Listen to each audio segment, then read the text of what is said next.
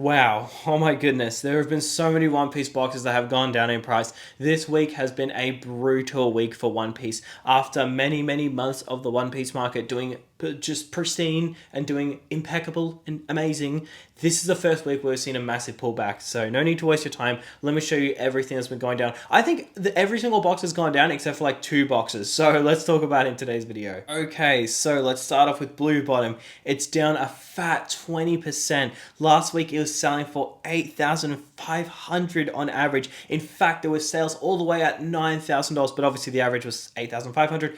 Now skip to this week, the average is roughly $6,800. That's a 20% movement downwards. That is insane. For the record, for those bigger boxes, I'm only going to be using listings with photos, provide their minty photos, and also if they're a reputable seller. So I'm not just going to pull up a sale from like a random seller. It's only going to be like reputable sellers. So like that is like Probstein, all those big boy auction groups auctioning off minty boxes. Holy shit, that's a big movement downwards. Next, OP01 White Bottom is down 2%. Look, it didn't go up as much. Look, you know the thing about White Bottom is that it actually does somewhat justify its value. It has an expensive chase inside. The Shanks is like 5k as a 10. The difference is that Blue Bottom is more of a collector's item, so it can evaporate value really quickly when it's not backed by anything, versus something like White Bottom where it's backed by set value. So yeah, White Bottom is definitely down a lot less. OPO2 is down 2.82%.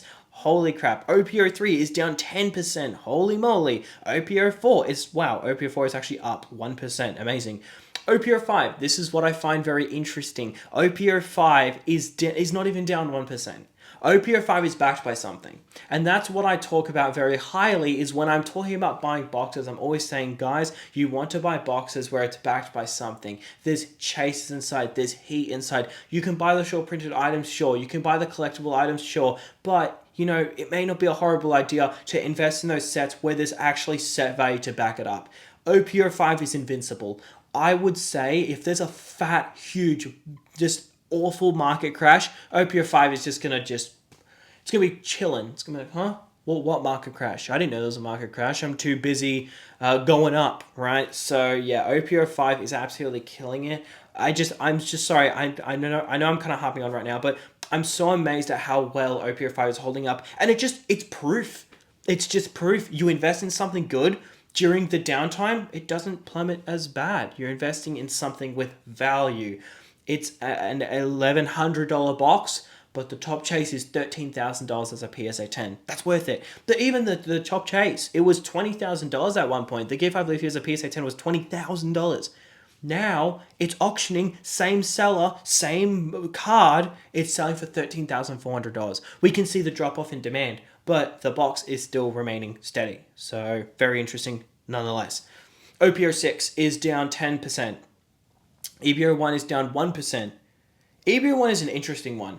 It's probably the rarest box other than Blue Bottom. It might be rarer than Blue Bottom, but it is a sort of a stretch. It's very hard to know, but it's the weirdest situation. So if you're not aware what happened with EBO1, basically what happened was when it came out, not many collectors really liked it. It wasn't really much of a collectible set. In fact, if I remember correctly, I believe the Chopper was actually the cheapest manga at the time, or it was the second cheapest. It was one of the two. So it was overall not really a liked set very much, but basically what happened was it had a lot of playable cards inside, so basically players actually ripped into the box a lot. So you didn't really have investors holding onto it. You didn't really have collectors holding onto it.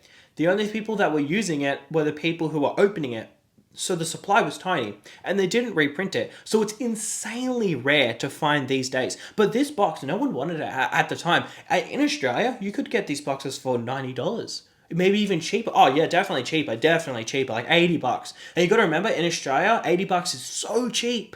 That's cheap, man. Usually for us, our MSRP for Bandai boxes are, well, at least for One Piece, it's 250 AUD, which is like what, 170 USD, 165 USD. So we pay a fat premium on those boxes because bringing them here is expensive. You got to pay duty and stuff. So the thing is, the distro companies, they are automatically charging a premium on things, right? Versus the States. So for us to get it at that price is like insane. So yeah, no one wanted EVO1. It was insane. It was ridiculous. Anyways, OP07 is down 2.3%, which is kind of whatever. OPO8 is down 3.5%. PRBO1 is down 2.3%. This is another one. It's barely down anything. In fact, if you really look, it's actually not really down. Technically it is, but not really. If you look at the fourth week of January, you'll see it was 903. Now it's 923. It's actually barely even down. It's down, sure, but it's only down by the last like 2 weeks. But if you like really pan out, it's actually up over a decent, like over, not that long ago, it's higher than the price.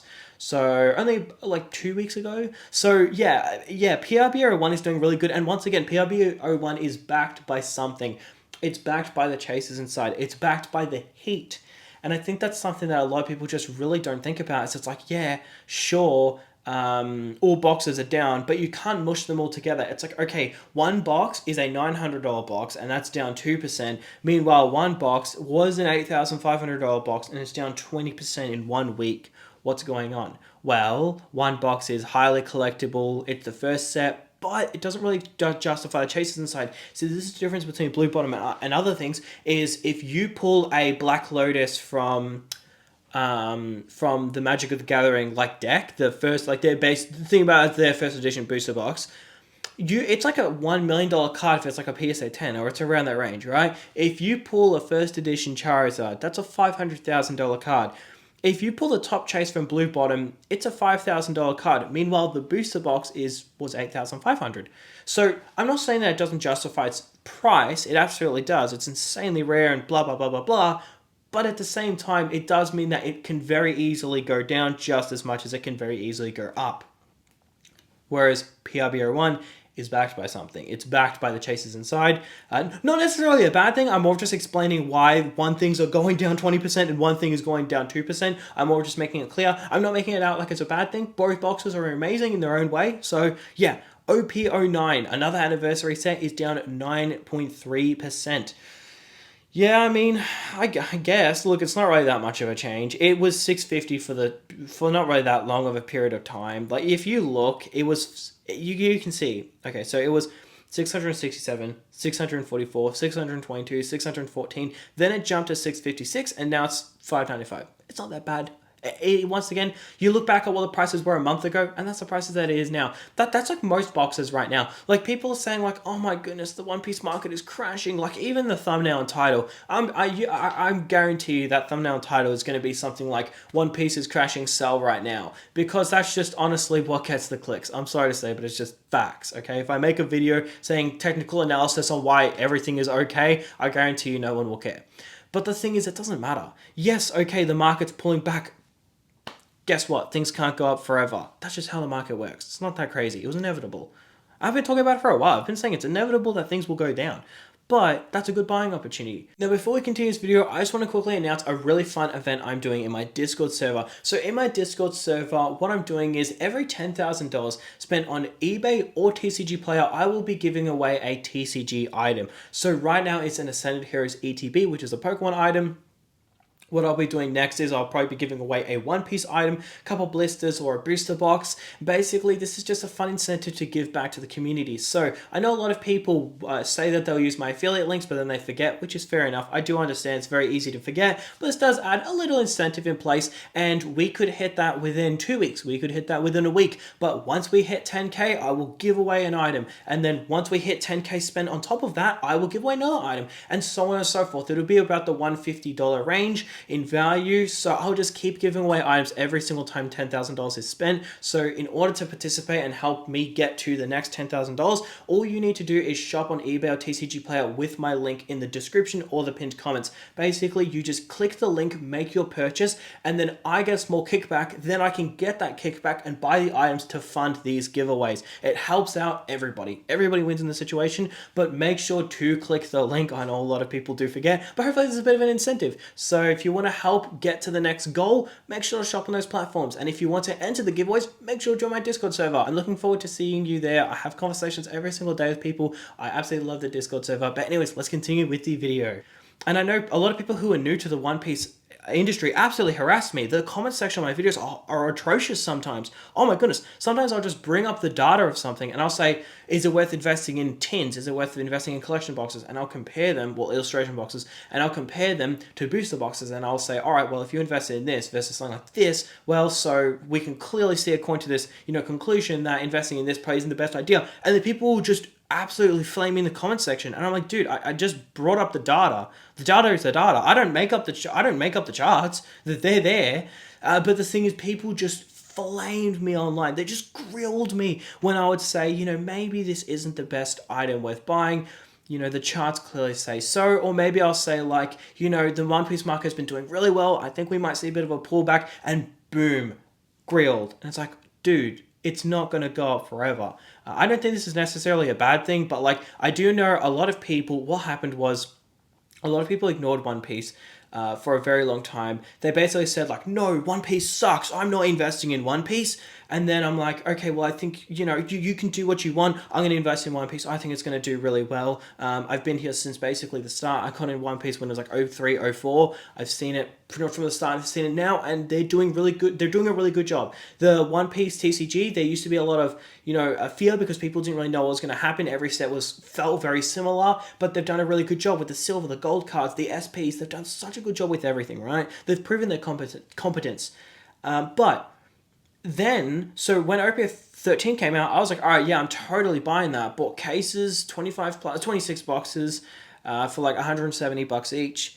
And the thing is, I made a video, I was saying, guys, I think it's worth buying. I made tons of videos on my One Piece channel, and people just ignored it. Like, people from my Pokemon channel, they said, a lot of people did buy OP13, but then a lot of people said like, oh, no, I'm not buying OP13, no, One Piece sucks. And then it goes to 300, oh, One Piece sucks, it's not going up. 400, 500, and then they go, oh man, it sucks.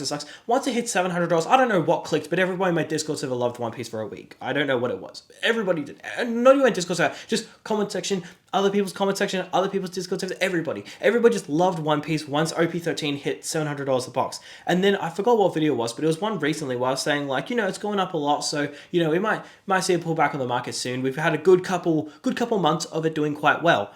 And then people were like, oh, this guy needs to educate himself. He's an idiot. I'm like, okay, dude, I get that you didn't want to buy it for like months on end and you finally decide to buy it at the tippity top. If this is your entry, a million people are taking profit at that prices. That's your entry, which is fine. There's nothing wrong with that. But you gotta look at the economics of it. You can't look and go, oh, this is the best thing ever. I hold OP13. Obviously, no shit, I want it to continue to go up. But at the same time, I'm also realistic. So, yeah, I feel like a lot of people kind of there was just this weird euphoric state where people just were so like, they thought like this time is different. And it's like, no, it's not going to go down. And it's like, I'm pretty sure it will. We might see it continue to next week. I realistically have no idea. It's very difficult to predict these kind of things. I would probably say maybe, but we have no idea. So yeah, it's just, I found it so weird how euphoric everything was and how greedy everything was. Like when I saw maximum greed, EBO3 selling for like $700 on pre-order multiple times. It wasn't one sale, it wasn't two sale. This is the thing, people say on my channel, occasionally, it doesn't happen the whole time, but people will say like, oh, it didn't actually sell for that price. And it's like, it actually did. Look at the charts. It says it sold 50 times, and that's over this short period of time. It did sell for this price. And then you can look at eBay pre-orders and you can do this. So it's like, it takes 5 seconds to comment saying it didn't sell for that. But it's like, if you look it up, it's like, shit, man, it actually did sell for that. It's like maximum greed. So I saw that and I was like, wow, EBO3 selling for $700 a box, $600 a box, around that range. And then OP13 is selling for $700 a box. I was like, shit, man, this market is crazy. All these different cards. I mean, all these, like a manga that's $1,000 raw is selling for like $5,000. Or like that Bubble Zoro. The Bubble Zoro is, I think, like $4,500 as a 10, and then it's like $1,500 raw. Well, okay, you're guaranteed to get a PSA 10. So you just buy the card, you grade it, and then just sell it. And that's what I'm doing. I've bought a couple copies, and I'm going to grade them while I've already sent them off. And what I've done is I'm just going to grade them. I might keep one. I'll see how I do, but I'm going to grade them, and then they can arrive, and then I'll sell them. But it's like there's so much money on the table. And I don't think people realize like that's not normal. Mangas didn't used to have a 3x premium on them. If they're a raw to a PSA 10, it used to be like literally 25% because every single manga would get a PSA 10 practically. So yeah, I find that very interesting in the market right now. I do hope that this is a bit of a. I hope this kind of cracks the euphoria in a sense where, you know, One Piece isn't like. It's not the best thing since sliced bread, okay? It's not gonna. It's nothing different. It's a good TCG. I love One Piece, don't get me wrong. But it's like people think that like something different is gonna happen this time. And it's like, yeah, sure, it's going up, it's doing well. But it's like, you know, calm your horses a bit. I don't think it's gonna exactly do the numbers you think it's gonna do. It still has years of growth ahead of it. It's still got all these, you know, all these different things it's going to have to overcome, all these problems in the future. It's not just like infinitely going to go up. That's what I'm trying to say. So yeah, anyways, EBO2 is down 3.6%, OP11 is down 4.7%, OP12 is down 9.3%, PRBO2 is down 1.34%. PRBO2, I'm going to talk about this a little bit more in my next video because I'm going to talk about all of the reprints in the next video. But remember what I said when I was talking about PRBO2. I said, in the time of when there's no reprints, the value of a set being short printed is meaningless. People don't care that there's no reprints. Sorry, people don't care if a specific item gets short printed if nothing is getting reprints.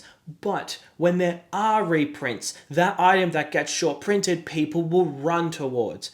PRBO2, if you look at the history of PRBO1, they didn't reprint PRBO1. So, going by that, if they don't reprint PRBO2, it's your safest bet. And that's what I said with PRBO2. I said it is your safest bet. Obviously, it's not guaranteed it's not going to get reprinted. We realistically have no idea.